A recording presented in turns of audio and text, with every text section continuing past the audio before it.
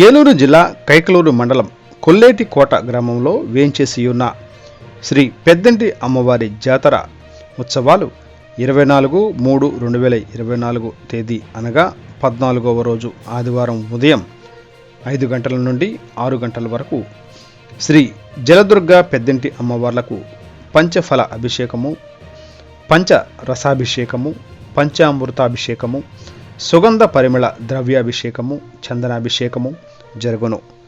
నూతన వస్త్ర అలంకరణ, పూర్ణాహుతి మరియు త్రిశూల స్నానము సాయంత్రం 6 గంటల నుండి 7 గంటల వరకు తెప్పోత్సవము జరుగును. 8 గంటల నుండి పుష్పోత్సవం.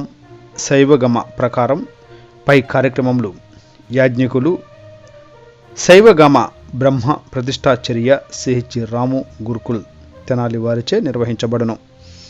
శ్రీ పెద్దంటి అమ్మవారి జాతర ఉత్సవములు సందర్భంగా శ్రీ అమ్మవారి దర్శనార్థమై భక్తులు అధిక సంఖ్యలో విచ్చేసి వారి వారి మొక్కుబడులను చెల్లించుకొని పాల పొంగల్ సమర్పించుకొని తదుపరి తీర్థ ప్రసాదములు స్వీకరించి ఉన్నారని, శ్రీ అమ్మవారి దర్శనార్థమై విచ్చేసిన భక్తులకు ఏ విధమైన అసౌకర్యాలు కలగకుండా ఆలయ కార్యనిర్వహణ అధికారి కెవి గోపాలరావు గారి పర్యవేక్షణలో తగిన అన్ని ఏర్పాట్లను చేశారు.